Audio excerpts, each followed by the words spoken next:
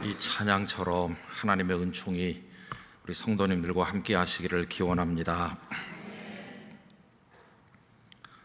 우리 인생에는 참 갈등이 많은 것 같습니다.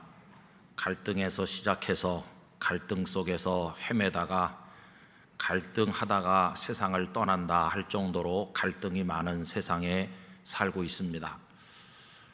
아주 어렸을 때는 잘 기억이 없고요. 영락교회에서 한 6살까지 다니다가 먼 데로 이사를 갔는데 그 교회에서 구락부라고 하는 걸 했어요.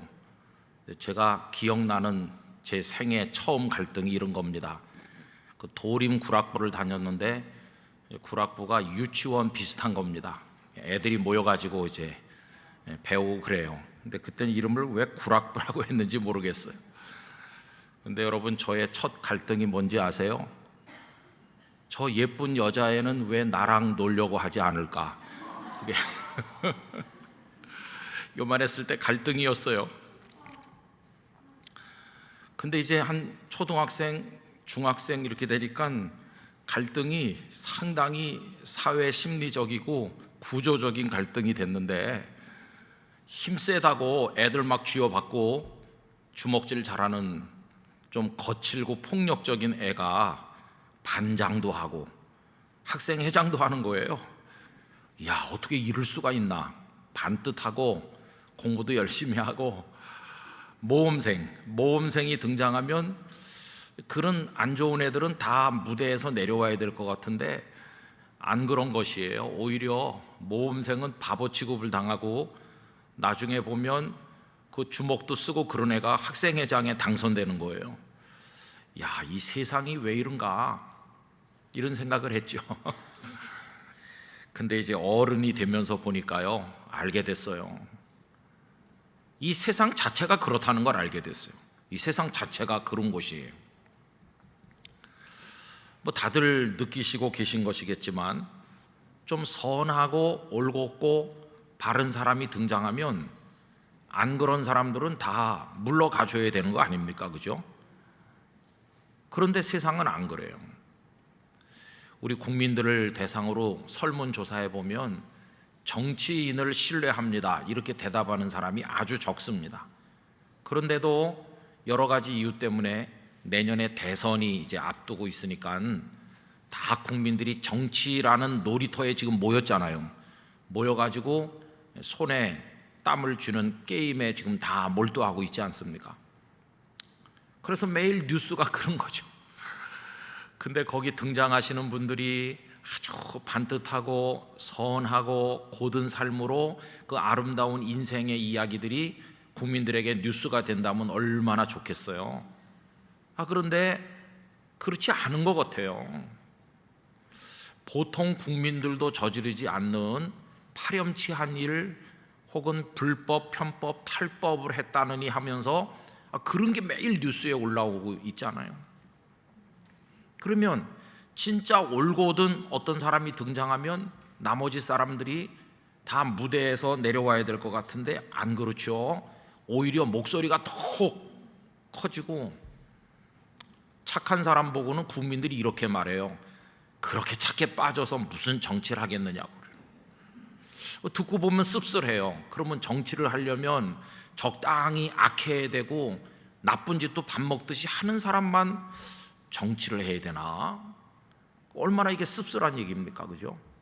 근데 세상은 그런 것 같아요. 착실하고 선량하고 바르고 양심적이면 바보 취급 당하면서 살기가 어려운 세상, 이게 지금 우리가 살고 있는 세상인 것이죠. 너무 이 사회적 가치가 전도되어 있습니다. 막 뒤죽박죽이 돼 있어요. 우리 장로님도 기도하셨지만은 지금 우리 국회에 여성가족위원회라는 데가 있는데 거기 건강가정기본법이라는 게 계류되어 있습니다. 근데 거기 보면요, 가정 그러면 남자와 여자가 사랑해서 가정을 이루는 거죠. 방법은 결혼을 통해서. 근데 그것만이 가정이 아니다. 다른 형태의 가정도 있다.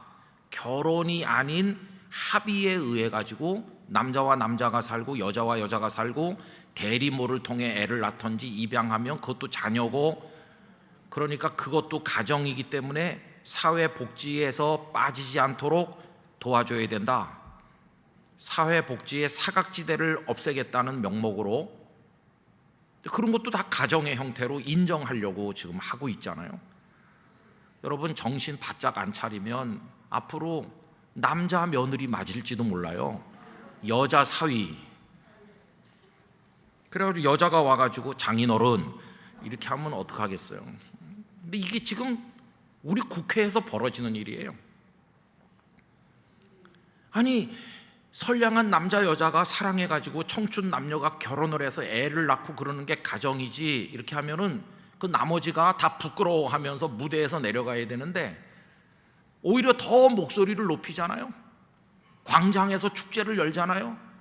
그리고 뭐 정부나 지자체가 옹호하는 거 아닌가, 이렇게 생각될 정도로 이게 좀 이상하다.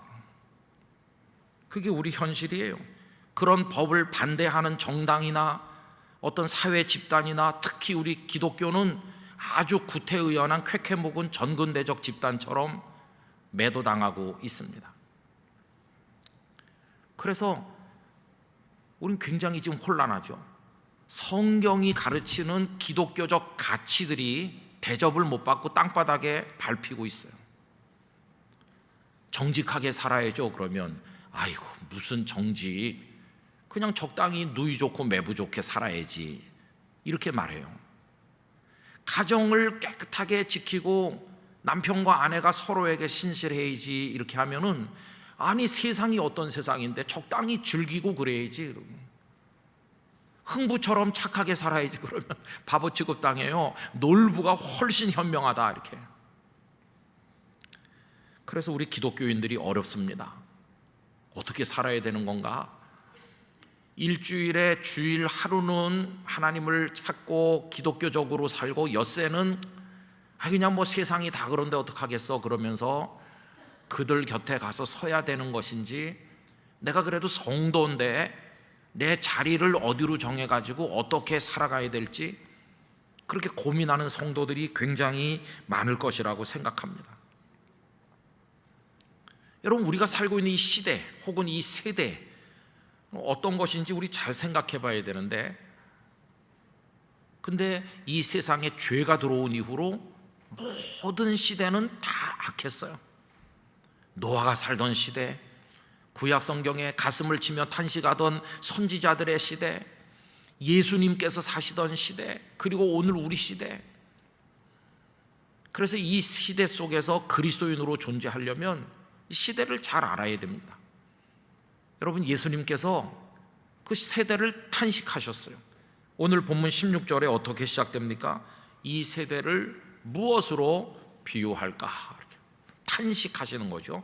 이 세대라고 할 때 그 이 세대라고 하는 속에는 예수님의 마음 아픈 탄식이 배어 있는 겁니다. 그러면 예수님께서 말씀하시는 세대는 어떤 성격을 가졌을까요?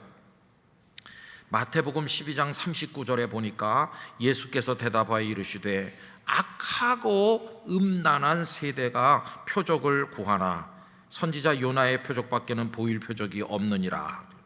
마태복음 17장 17절은요, 예수께서 대답하여 이르시되 믿음이 없고 패역한 세대여, 내가 얼마나 너희와 함께 있으며 얼마나 너희에게 참으리요 그를 이리로 데려오라 하시니라. 또 마가복음 8장 38절은 누구든지 이 음란하고 죄 많은 세대에서 나와 내 말을 부끄러워하면 인자도 아버지의 영광으로 거룩한 천사들과 함께 올 때에 그 사람을 부끄러워하리라. 이게 예수님께서 그 세대를 두시고 하신 말씀이죠. 또 빌립보서 2장 15절에 보면 이는 너희가 흠이 없고 순전하여 어그러지고 거스르는 세대 가운데서 하나님의 흠 없는 자녀로 세상에서 그들 가운데 빛들로 나타내며 라고 했습니다.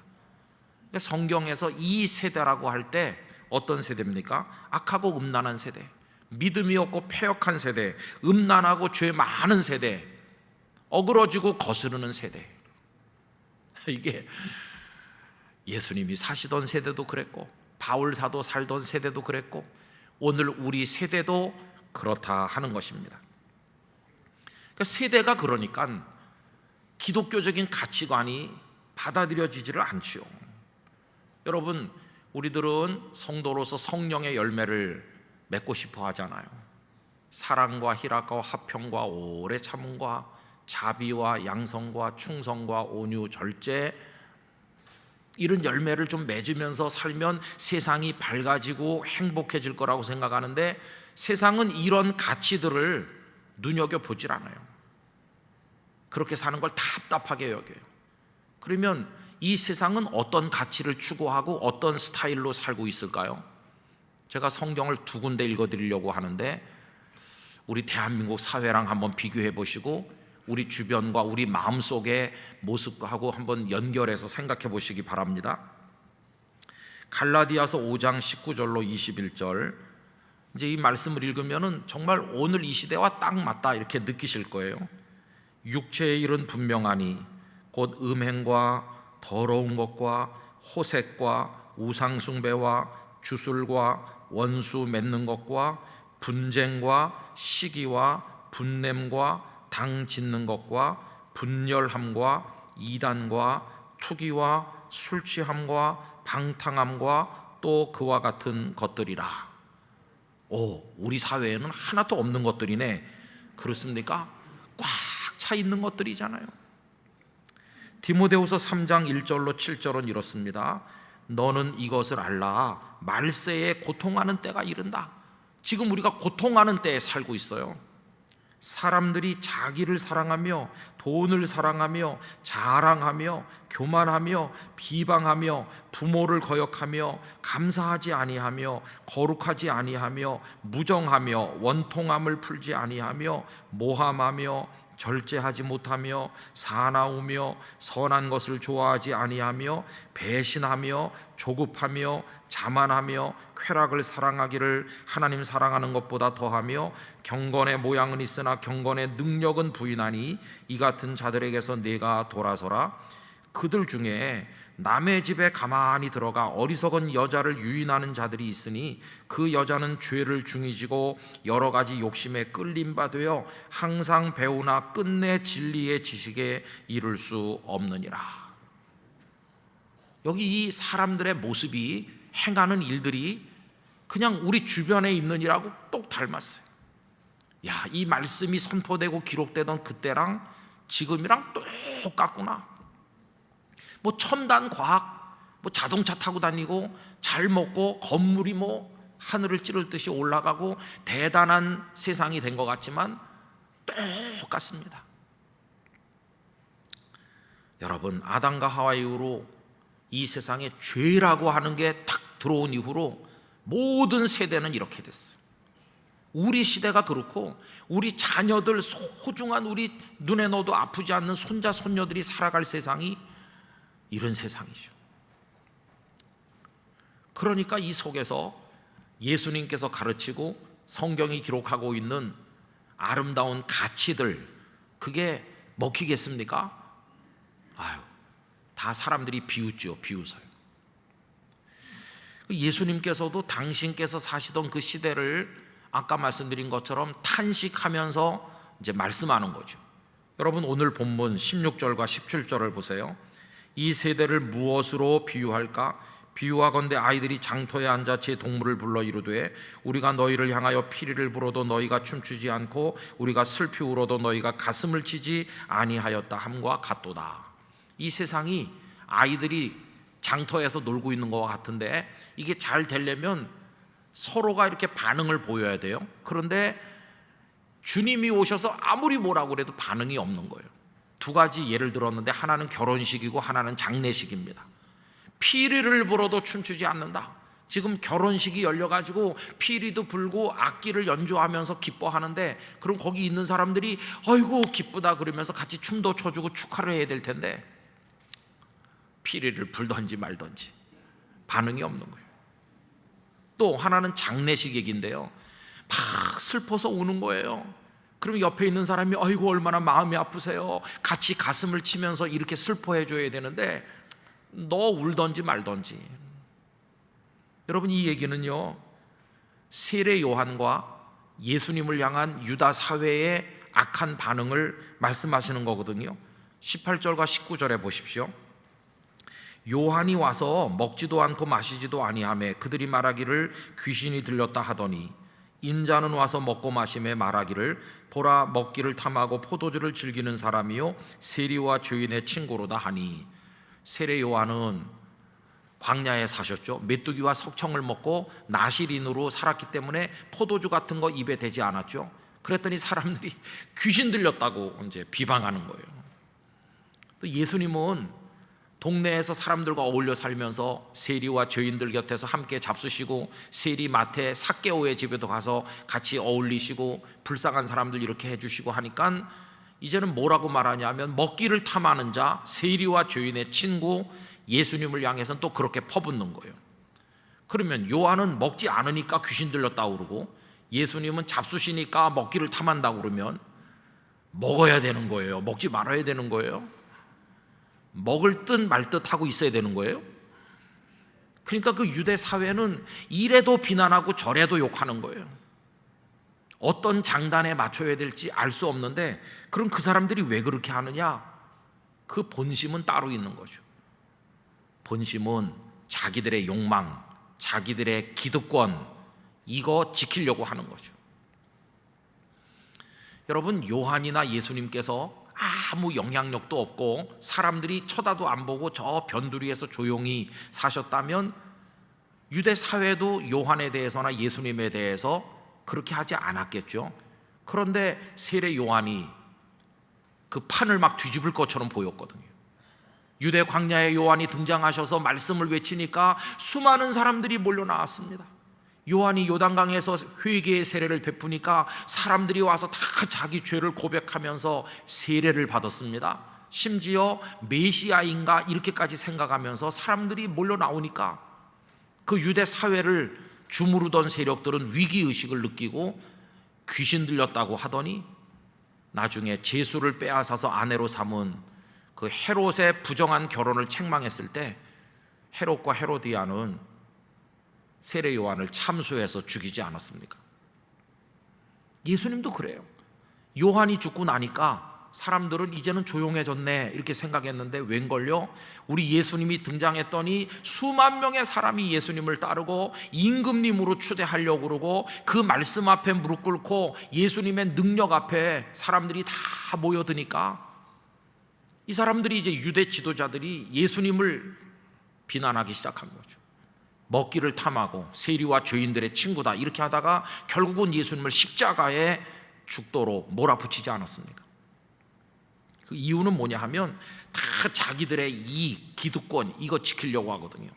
여러분, 어느 나라 어느 사회든지 그 기득권과 자기 욕망을 추구하는 세력들이 얼마나 촘촘하게 세밀하게 이렇게 연결돼 갖고 블록을 형성하고 있는지 그 속에서 양심적으로 착하게 살려고 하는 성도들은 견뎌내기가 너무나도 어려운 거죠. 우리 사회에서 지금 우리가 경험하는 게 바로 그런 것입니다. 그래서 기독교적 가치가 먹혀들지 않아요. 겸손하게 살고, 겸손하면 바본 줄 알아요. 남을 배려하고 양보하면 자기 밥그릇도 못 챙긴다고 그래요. 정직하면 앞뒤가 꽉 막힌 사람으로 비난받죠. 뭐 성실하면 뭐 저렇게 열심히 한다고 되나 이렇게 말하고, 좀 절제하면 아이고 답답해, 즐길 줄도 모르는 사람이야. 그런 세상에 지금 우리가 살고 있어. 바른 말하면 다 미워합니다. 아모스 5장 10절, 무리가 성문에서 책망하는 자를 미워하며 싫은 소리 하면 다 미워하는 거예요. 정직히 말하는 자를 싫어하는도다. 얼마나 답답한 세상입니까? 그럼 여러분, 어떻게 하면 좋겠어요? 이런 세상에 우리가 지금 살고 있는데 어떻게 하면 좋을까요? 그냥 다 어울려서 그렇게 성도의 자존감도 다 버리고 자존심도 버리고 그냥 거기 그냥 섞여 살면 될까요? 이에 대한 예수님의 대답은 너무나 단순하고도 분명합니다. 여러분, 오늘 말씀 19절 맨 끝부분에 가서 보세요. 지혜는 그 행한 일로 인하여 옳다함을 얻느니라. 여러분, 이 부분을 다 같이 한번 읽어보겠습니다. 지혜는 그 행한 일로 인하여 옳다함을 얻느니라. 아멘. 이게 예수님의 답이에요. 지금 현재는 그 사람들이 다 장악하고, 그 사람들이 여론을 주물럭거리고, 그 사람들이 권력을 장악했고, 그 사람들이 세상을 손에 쥐고 있는 것 같지만, 그 힘이, 그 능력이, 그들의 그 세력이 옳고 그름을 판단해 주는 게 아니고, 그 속에서 하나님을 경외하는 믿음의 지혜를 가지고 바보 취급 당하면서라도 선한 행동으로 살면 그것을 통해서 옳다 인정을 받는 최후의 승리자가 된다. 이게 예수님께서 가르쳐 주시는 정답이에요. 나중에 하나님의 심판대 앞에 가면 지금 세상을 누가 장악했나, 그게 중요한 게 아니라 그 틈새에서도 누가 믿음의 지혜를 따라 하나님의 가르침을 따라 살았는가, 그것에 의해서 판단된다는 것이 무슨 말일까요? 그러니 너희는 이 악한 세대 속에 살고 있지만 지혜 있는 사람처럼 믿음의 선한 행위를 하면서 거룩한 영적 싸움을 끝까지 싸우라. 이게 예수님께서 우리에게 들려주는 말씀인 거죠. 여러분, 북왕국 이스라엘의 아합 왕 시대를 보세요. 아합이 여호사밧 왕을 끌어들여 가지고 연합군을 편성해서 길르앗 라못에 쳐들어가려고 하는데, 전쟁에 나가기 전에 우리가 이 전쟁을 하면 이길 건지 한번 선지자들에게 물어보자 소집을 했더니 400여 명이나 몰려왔어요. 우리가 전쟁을 하러 가면 이길까 하니까 그 선지자들이 왕이시여 올라가시면 대승을 거두실 겁니다. 다 가짜예요. 가짜, 거짓 선지자. 좀 찜찜하니까 여호사밧 왕이 이 사람들 말고 다른 선지자는 없냐고, 그래서 한 사람 데리고 왔는데 미가야 선지자가 왔어요. 미가야 선지자, 이 사람은 진짜였어요. 이 사람도 알아요. 미움받지 않고 사는 법, 미움받지 않고 살려면 올라가셔서 대승을 거두십시오 이러면은 미움받지 않죠. 그런데 미가야는 마지막 한 사람이 되기를 원했어요. 이 전쟁은 하나님의 뜻이 아닙니다. 이 전쟁에 나가면 당신은 살아서 돌아오지 못할 것입니다. 얼마나 미움받았습니까? 아합 왕이 저 녀석을 감옥에다가 집어넣어라, 그렇게 하고는 전쟁터에 나갔는데 어떻게 됐나요? 왕도 400명의 가짜 선지자도 거짓이라는 게 다 드러났고, 마지막 한 사람 미가야가 옳았다고 하는 것이 증명됐잖아요. 전쟁터에서 아합이 화살에 맞았는데 적이 쫓아오니까 쉬지 못하고 치료도 못하고 계속 적을 막아내다가 피가 너무 많이 흘려져 가지고 그냥 죽었고, 그 피가 잔뜩 고인 병거를 물에서 씻었더니 개들이 와서 그 물을 핥아먹었다. 마지막에 가보면 누가 옳은지 하나님께서 증명해 주십니다. 그게 오늘 이 말씀이죠. 지혜는 그 행위로 인하여 옳다함을 얻는 것이. 여러분, 이 시대에 400명의 거짓 선지자 중에 한 사람이 되는 편안한 방법으로 살면 안 되고, 마지막 한 사람 미가야가 되시기를 바랍니다. 우리 영락교회 성도들은 그렇게 사셔야 되는 거죠. 세상이 다 어떻게 하더라도 나는 하나님의 가르친 바를 따라 살겠습니다. 그래서 여러분, 세상이 어느 방향으로 가더라도 우리는 우리 믿음의 자리를 지켜야 되는 것이에요. 남들이 어떻게 결혼을 하고 어떤 가정을 이루더라도 우린 아들과 딸이 거룩하게 결혼해서 믿음의 자녀를 낳고 하나님의 말씀을 따라 살도록 우리 가정을 이어나가야만 될 것입니다. 사람들이 어떤 향락을 추구하더라도 부부간의 믿음의 정절을 지키면서 깨끗한 자녀들을 키워야 될 것입니다. 남들이 속이고 부정하더라도 우린 양심을 따라 정직하게 살아야 될 것입니다. 그게 성도가 이 시대를 넘어서서 사는 방법입니다. 이 시대에 쓸려 내려가는 게 아니라 이 시대를 뛰어넘어서 영원한 세계를 바라보는 사람답게 그렇게 우리는 살아야 되는 것이죠. 그리고 여러분, 세상이 우리가 하는 말, 하나님의 이 귀중한 가치를 듣든지 말든지 안 듣더라도 우린 계속 말해야 되는데, 이게 복음을 전도하는 것입니다. 세상이 듣든지 안 듣든지 우리는 하나님의 말씀을 선포해야 될 사명이 있는 줄로 믿습니다. 언젠가는 누가 옳은지가 명명백백하게 드러나게 될 것이기 때문입니다. 여러분, 이 같은 구절을 누가복음 7장 35절은 행위 이렇게 번역하지 않고 자녀라고 번역했어요. 지혜는 자기의 모든 자녀로 인하여 옳다함을 얻느니라. 저는 이 자녀라는 단어가 마음에 들었어요. 지혜 있는 믿음의 사람이 남기는 삶의 열매, 그 행위가 자녀인데, 저는 이 자녀가 육체의 자녀라는 생각도 들더라고요. 세상에 어떤 교육, 어떤 방식으로 우리들의 자녀들이 다 망가지더라도 성도 가정의 자녀는 말씀을 따라 가르쳐야 되는 거죠. 성도 가정의 자녀는 구별되게 키워나가야만 되는 것이죠. 우리들의 아들, 딸, 손자, 손녀들이 쾌쾌 묵었다고 비난받는 그런 일이 있어도 성경의 가치대로 살아가는 자녀가 되도록 키우실 수 있기를 바라는 것입니다. 그게 우리가 해야 될 일인 것이죠. 지금 학교 교육이 다 무너지고 세상에 얼마나 악하고 더러운 것들이 우리 자녀들의 영혼을 사로잡고 있는지, 그 속에서 이 하나님의 가르치시는 삶의 가치를 우리 자녀들에게 알려주어야만 될 것입니다. 우리가 세상을 설득하지 못해도, 세상을 변화시키지 못한다 할지라도, 오히려 우리가 코너에 몰린 소수처럼 소외당하고 비난받고 욕을 얻어먹는 일이 있다고 할지라도, 우리는 지혜 있는 믿음의 사람으로 끝까지 버텨서 이 시대를 뛰어넘어 살아감으로써 마지막에 옳다고 인정받는 성도가 되어야만 할 것입니다. 여러분, 장터의 아이들이 반응을 보이지 않는 것 같은 세대에 사셨지만, 그렇다고 예수님께서 당신의 가르침을 포기하셨나요?